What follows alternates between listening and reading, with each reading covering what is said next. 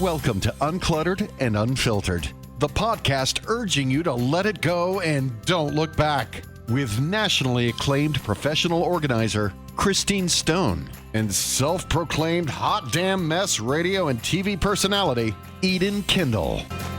Welcome, everybody, to Uncluttered and Unfiltered. I'm Eden Kendall, along with Christine Stone. And once again, we're going to be talking about our Life in Review worksheet. If you go back a few episodes, you'll see it was something that you found and felt very strongly about years and years ago and said, one day I'm going to do this. Yes. And then one day, the perfect timing turns out to be like right around the age of 60, according to Jane Fonda, who is the one who kind of introduced us to this worksheet, right? I just think, like she said, if you're going to move forward, you have to kind of look back in order to not keep going the way you've been going, not to have any regrets. So I've been enjoying it. I've read every single question. I've answered it in my own way, the way I think. I think the childhood part was a little more difficult because, number one, some things you don't even remember. That's so true. And some things you don't want to remember. Right. You know? Right. So I think your later years, like your 20s, 30s, having children, being married, whatever, is a lot easier and a lot more fresh. So you remember more about it. Also, because you're going through a lot of those times, I know you are and I am, with your kids. So a lot of the things that happen to you in your 20s, when your kids get to their 20s, you start to remember them better. Things that I hadn't thought about in years, like a diaper genie, is now a part of your life because you have a new grandbaby. So I think as things circle back around to while your kids are experiencing them, you remember them as well. Yeah, well, they're not diaper genies anymore. Oh, they're not. What are they? I don't even know. They're called something else, but they do the same thing, but they're bigger and better. Okay. You know, of course, how that everything's goes. better. Everything's better now. Before we launch into the worksheet, though, which, by the way, we always make available for you to find on our Ladies Only page, Uncluttered and Unfiltered Ladies Only Facebook page. But before we do that, I want to ask you a question. This was a survey done on the site Reddit. Okay. And they asked people, would you rather be 30% smarter or 90% better looking? I put a little bit of thought into this, and Then you go first. Then I'll go first, okay? Because I think it will surprise you to hear me say this. Everyone wants to be less shallow, I think, and go with the smarter, because that's, like I said, sounds less shallow. It also sounds like you don't care about your looks. And you know me, I'm always seeking knowledge. I always want to learn. However, I also fear knowledge. And I think if I woke up 30% smarter, it would open up the world to some things I maybe have purposely not wanted to know. In other words, ignorance is bliss. And who wouldn't like to be 90% better looking? And I get that that doesn't sound like the most well-rounded answer. I'm just being honest. If someone laid it out for me right now, I'd go for the 90% better looking. I would. And I think if I were in my 20s, 30s, 40s, or even my 50s, which you're still technically in your 50s, I would say the same thing. But because I am in my 60s and I never took college seriously, high school seriously, I was the one who was Miss Social. I didn't really learn as much as I know I was totally capable of learning, but I was into the social aspect of everything. I would definitely want to be smarter at this point. I'd want to kind of go back and learn the things I should have learned, I should have paid attention to. Now I could be 90% better looking, but I'm still 60. You know what I mean? Like, we're not changing that I don't know number. if you have the capacity to be 90% better looking. Thank you. You're so sweet. But at my age, I don't think that way anymore. But when I was younger, in a heartbeat, I would have taken the 90% better looking. I think anyone, really, not anyone, but especially with social media, and we didn't have social media. Now it would be like, what do you mean? Of course I want the 90s. You know what I mean? It's a different time. I think for me, you know the phrase, you don't know what you don't know? Mm-hmm. I don't know if I want to know what I don't know. That's my thing. I would rather bury my head in the sand and just look gorgeous. You wouldn't see my head because it'd be so far down into the sand, but I just love the idea of being 90% better looking just look with a big old poof. Oh, did I forget to say you get to stay looking exactly the way it makes you look at that moment and you'll never age another day? Oh, no, you did not mention that. That's because I just made that part up. Oh, you just made that up. That's a key element when you're over 50, isn't it? Doesn't it have to be? Well, that would be a decision changer, but yes. You know. Okay. Well, I admire your choice. So let's get back into this worksheet, which was a 3-part worksheet designed to make you do a little bit of introspection. Yes. And looking forward, do you know where you're going? Do you want to make any changes on that course moving forward? We've already covered the youth part of it. Right. We talked really mostly on our Facebook Live that we did, which Right. is you have access to on our Facebook page. We talked about it there. What question stood out to you in the next section called aging? Well, for me, this stood out the most. How should a person prepare for old age? And is there anything you wish you would have done differently? Okay. And I feel like one thing I definitely would have done differently, and everyone, you can laugh at this if you want, but I would have stayed out of the sun. I think that if you can avoid any kind of sun damage, whether it's skin cancer, aging, sunspots, whatever it is, if I would have known when I was using baby oil and laying out in the sun, living in Miami in my, teens and 20s, the effect for the future, I think that is, and I harp on anybody who will listen, not just my kids, because I do believe that the sun is what ages you very, very rapidly. And so that would be one big thing. I would have stayed out of the sun and probably, looked like I was 40 right now. You know what I mean? Mm-hmm, Like, I think just sun is such a big part of aging. And I think what is the happiest or proudest moment? And I think when I started my own business all on my own, I mean, I had a vision, and when it became successful and it kind of, became a real business where I was respected and I had a good reputation, I think that was my proudest moment, because I've said this so many times before. I was a stay-at-home mom, so I started my career later in life, and, I just didn't, at the time, I'm like, is this crazy? Am I too old? I had all those doubts. So I really do think that's one of my proudest achievements. How about you? Okay, so can you reread the first question so I can Okay. address that first? What have you liked best about your life so far? Okay, no, that wasn't it. It was if you could go back and tell yourself, wasn't that the one about the sun? I'm trying to remember how that was phrased. That's okay. That's okay. First question was, so the thing that I would go back and tell myself is not to worry about other people's reactions to things as much. That doesn't mean be insensitive to them by any means, but if I could get back all of the hours of stress and all of the years off my life that it probably took from me, worrying about, did I offend someone? Should I be embarrassed about that? Should I have said something in a different way? Should I have never told that person this? If I could get back all of the worry that I've put out there and worry about actual events. Is that spot something that's going to turn into something else? I mean, you can go to a doctor and have a spot looked at. Does it change anything if you're up for a week at night reading up on what it could potentially be? No, you can't get those hours of worry back. So I wish that I hadn't spent them. Easier said than done.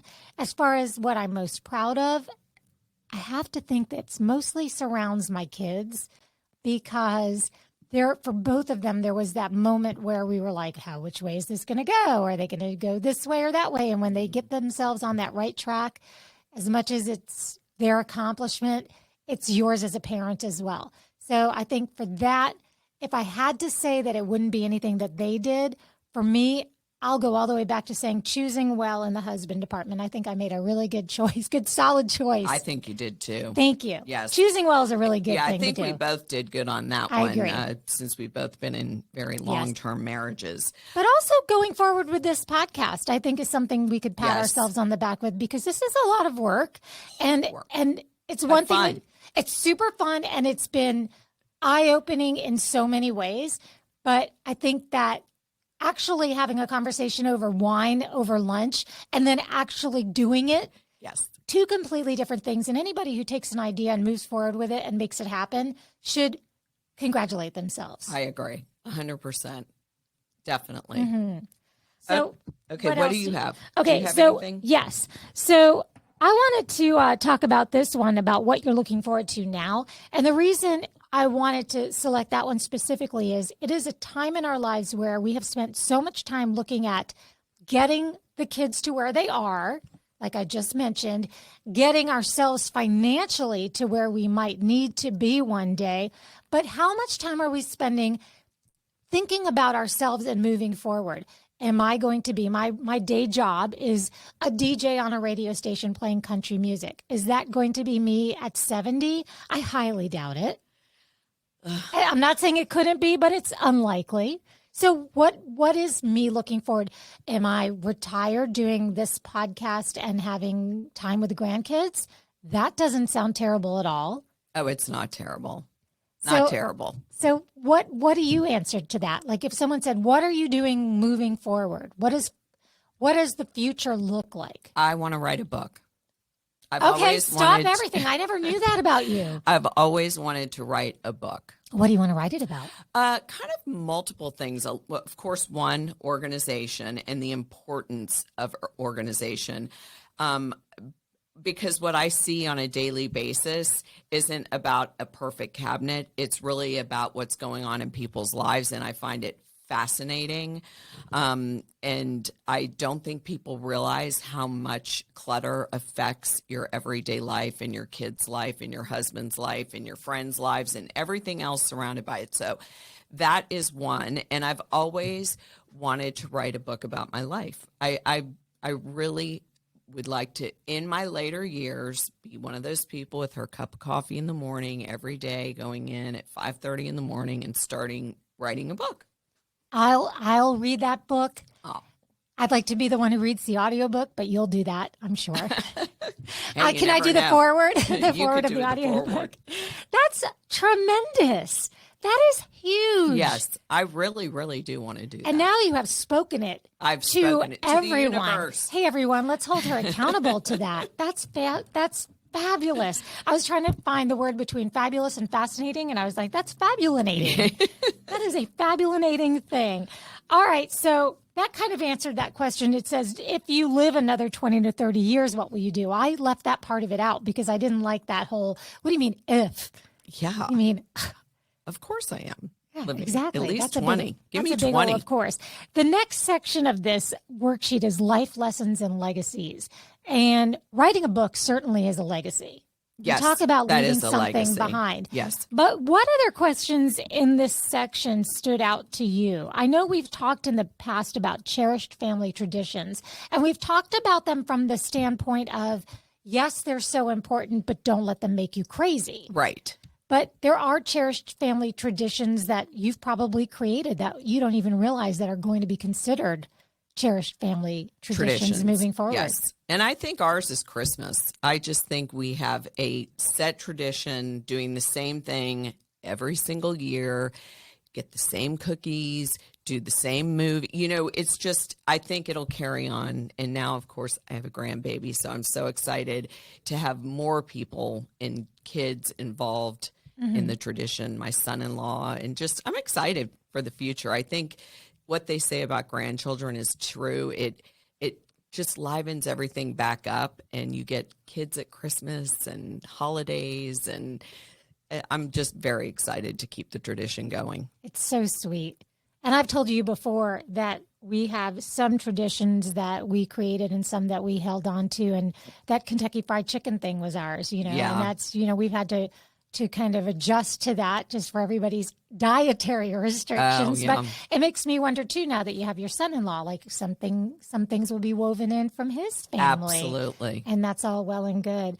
But what else from this list stood out to you? You have so many things underlined there.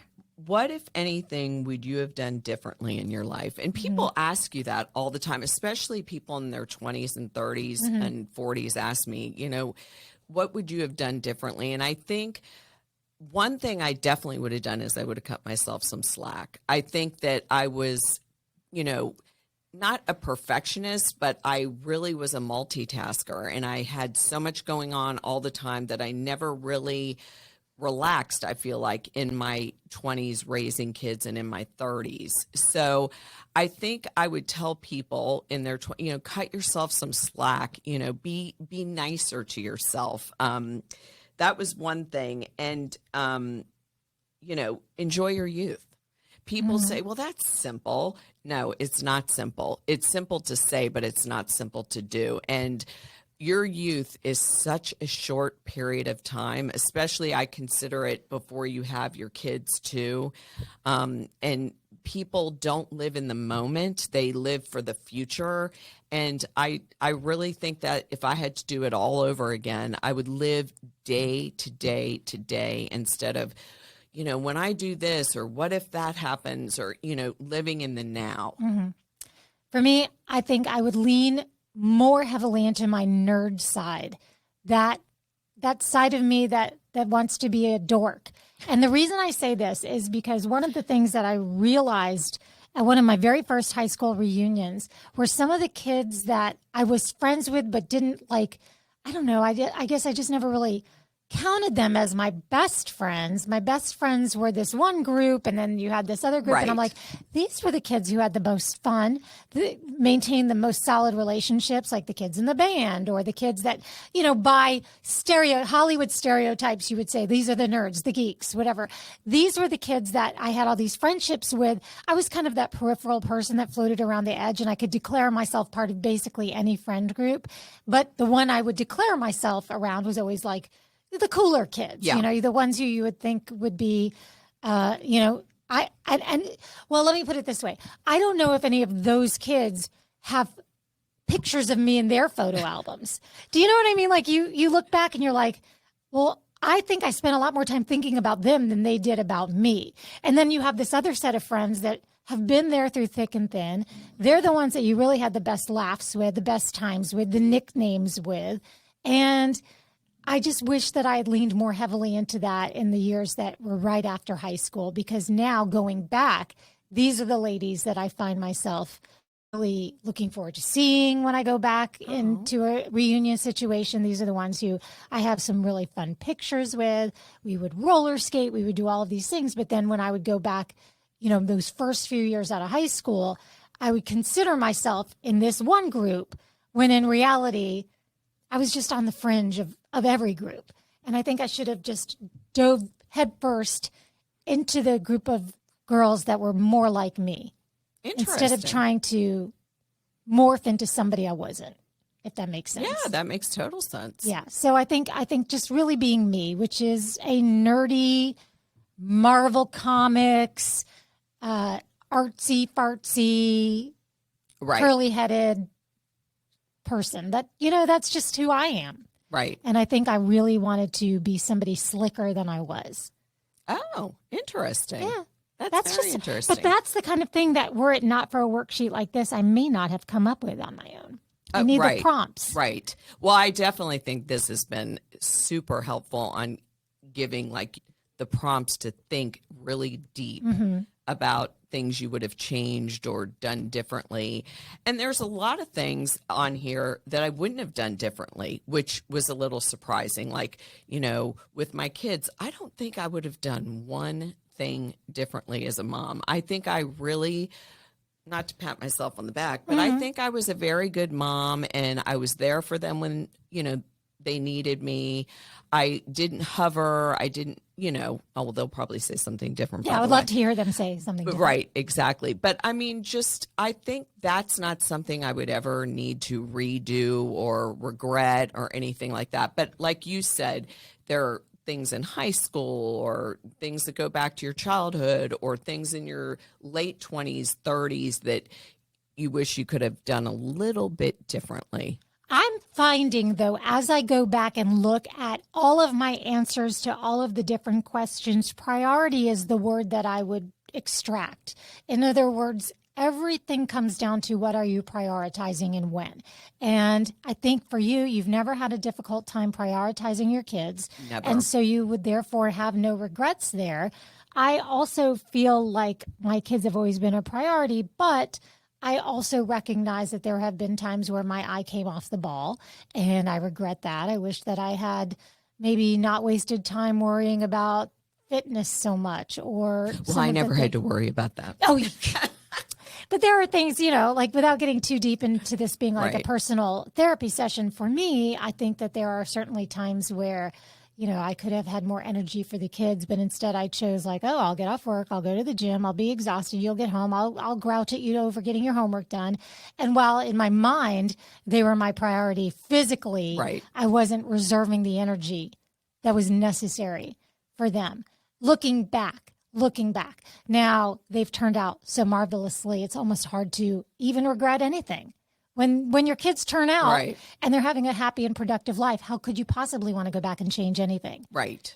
And also, I think that goes back to me saying, give yourself a break. Yes. Because our kids don't see some of the things that internally we've been beating ourselves up over. Right. So that goes back to my cut yourself some slack, because I guarantee you some things that really bother us as moms, they'll be like, what? Like, I've even had that something I said and they're like, I don't remember that. You know what I mean? Yes, and you drove yourself crazy Right. over to pat Yes. yourself up. Yes. Once when I was visiting my son for mom's weekend in his fraternity, and a bunch of his fraternity brothers were getting ready to graduate with degrees that were going to let them get some jobs that were pretty high income jobs right out of college. And he said, why didn't you stay on me more on the subjects like math and accounting or engineering, or why, and it was hard enough. Let me just tell you, it was hard enough to get this kid into any college at first. So I do not feel badly about not pushing him towards a math. I was trying to get him to pass, to graduate. But now that he has a job in the career that he loves, which is video, social media, creativity, I have to one day remind myself to ask him again, do you still wish that you were doing something crunching numbers somewhere or sitting at a drafting table? I mean, if that's not what your DNA was made for, you're not a mathematical person as far as what you were expressing to me back then. I find that it's interesting that he would then put it on me. Why didn't you push me harder? Well, my kids would never ask me about math because I'm terrible at math. So that would never happen in my family. But that goes back to the first question you asked at the very beginning. Would you want to be smarter or prettier? And that's something on yourself. If you never really paid attention enough to learn anything, how do you pass it down to somebody else? You don't know it yourself, so you can't really do that. Exactly. And that's why they have tutors. So Yes. I get it. Yeah. I do. I just think we all need to be kinder to ourselves and not so tough on ourselves. Agreed. And that's maybe the biggest takeaway from this, whether you're doing this worksheet along with us or not, is to say, listen, these ladies that I know that seem like they are pretty confident and pretty happy with their lives, which we are finding that when they go back in time, they can easily pick themselves apart, but they're going to not let themselves do that. Because I agree. Yeah. Yeah. I mean, in reality, like, you hear this all the time. What are you going to do? You can't go backwards. there's no time machine. There's no time machine. So you can only work with what you have now. And as this is called the last chapter for me, as well for you when you get to 60, Soon. that you're trying to just move forward and not make the same mistakes. Right. And that's a tough thing to do. It's a tough thing to admit that you are your own worst critic. Yes. Internal critic, which can be very, very tough, you know, and no one wrote the book on how to be a mom. No one wrote the book on how to raise a teenager. You just did it. And I laugh when my daughter always says, well, the moms on call say, and I'm like, we didn't have any books back then. We just did what we did and prayed for the best, you know? So I laugh every time she says, well, the book says, I'm like, we didn't have my books. gosh. We didn't even have Amazon. No. Okay. We had to go to Babies R Us. Oh, I and remember buy that. what it was. Like, if you all of a sudden were like, wait a minute, the book says I would really benefit from having this, and I never did ask for it in my shower. Guess what? You had to wait until somebody was going to be swinging by there and pick it up. Right. You couldn't just get online and order it. I agree. I think they don't know how lucky they have it right now with the whole curbside, online, you know. Mm-hmm. I mean, we'd be strapping the kid to our hip and going out and getting everything because you needed diapers or formula or wipes or whatever it was. So it's different. And you're going to have a little man come visit you soon. Yes, I can't wait. So what have you had to go buy? Everything. Pack and play. Pack and play, diapers, wipes, you know, you name it, a changing pad. It's funny, you know, some of it's so different, but some of it really is the same. So, but I'm excited. I can't wait. It'll be definitely a great weekend. I think that's what family is all about, is just, you know, enjoying it. Well, I know you will. I know you will. All right. So let's remind everybody a couple of things. One is you can find this worksheet a lot of places. Even if you just Google Life in Review, there are a few different versions of it. The one we are using, we'll make sure that it is pinned to the top of our Uncluttered and Unfiltered social media pages, and also on our Ladies Only, which is a group that we love to open up our social media in the morning and see requests, because that means new friends. Yes. And everybody is welcome. So please do join us on that. And it's a great place. More and more people are starting to do posts on there too, on their own. Yeah. And even videos. Yes. And we love it. So thank you for that. And of course, those things that all podcasters ask you to do, they do matter. We won't get into the science behind it because, frankly, we didn't study that hard in math and science. So we don't know. But leaving us stars, leaving us reviews, these are all things that are very, very helpful. Sharing with a friend is the best thing you can do. And anything else you want to add to that?